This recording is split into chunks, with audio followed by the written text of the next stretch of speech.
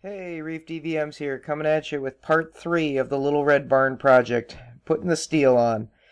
So where we left off is all the framing was pretty much done, and here you can see we started to steel. This is about a 3-day project, a Thursday, Friday, Saturday kind of deal, a little carryover into the Monday of that weekend, first week or so of January here in 2013. We screwed all of it on. Came with these nice screws with these little urethane-like washers to prevent any issues. And as you can see here on the south side, we put up a clear panel up on the top that's going to let a lot of light in, save us on the electrical bill. This is the north side lean.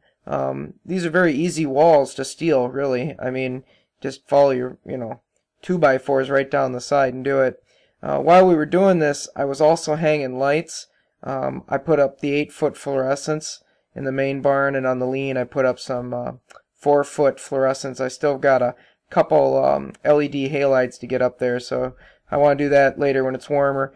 And as you can see here, the roof's on. There's a little box up top there for the cupola. It's all starting to come together on day 2 here.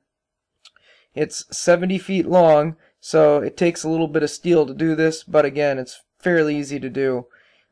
This is the cupola. It is a completely functional cupola. The vents on all 4 sides, and then of course there's a hole inside the roof of the barn there, so air can come up, get into this thing, and get out, or vice versa. It's waterproof on the cone, which is nice. Has a plywood floor built in it, that way we can't get too many pigeons in there. And then of course when we put it up, we're also going to put a wire mesh across the bottom of it. Try and stop any birds from getting up there and making nests up in that area. So we're assembling the cupola there. This is the back side as we're just finishing up that last wall in the lean. And as you can see there, we're going to have some groundwork to do in the spring. It's just catch-up stuff, but we'll get it done. Inside, like I say, we're hanging the lights. We got wired up for 100 amp service. Got a nice space here in between the posts, where we put a header to allow a little better access into that lean side for the future when we move stuff around. So I'm looking forward to that being very usable there on that end of the barn. But this is what it looks like with the lights on. Then we had to get to the door. Decided to not make a wooden door because they're heavy. Went with the aluminum framed kind of door, but that was a little too flimsy, so we ended up making a steel slider ourselves. So this is a steel slider door.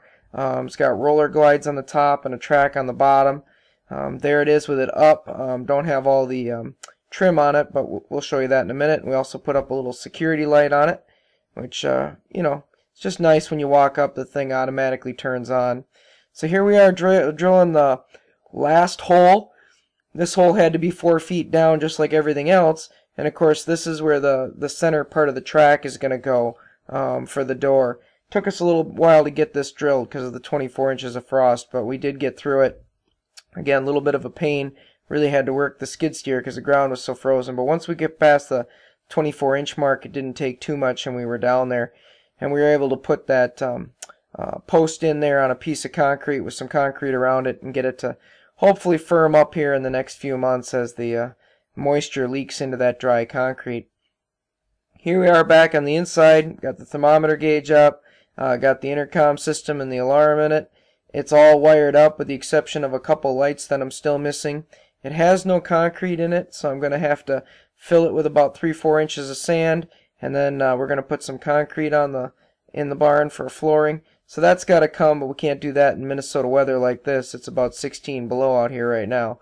There's a shot of the door there, that steel door, as you can see. It looks rather nice. And then just off to the right side here is where we've got some temporary shelving. And of course, where we've got the 100 amp service coming in. Overall, the barn project so far is going really well. This is how the door secures. Has a latch on each side, and then has this center latch that tightens on itself to hold it down in case of wind. Really a nice design by Cleary in this area. And then here's the latch when we close it. There's one on each side. Very nicely done. Works well. Again, here's that center post we had put in. As you can see, there'll be concrete here eventually, and the doors will slide up against concrete. But that holds the track and the doors together there when she's locked. This would be, again, the lean side or the north side of the building with the cupola on it and the roof and stuff all done. This would be the back side here. Looks rather nice, if I don't say so myself. And this is the side with that clear plexiglass type sheeting on it there to allow the light in. And here's a view of the front, and as you can see, the trim is on the doors, and it's looking rather nice.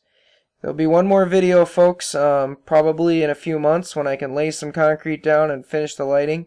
But for now, thanks for watching. Please subscribe to our channel to see the follow-up on this, and check out other videos we put out in regards to the farm and the ReefDVMs. Thank you, folks.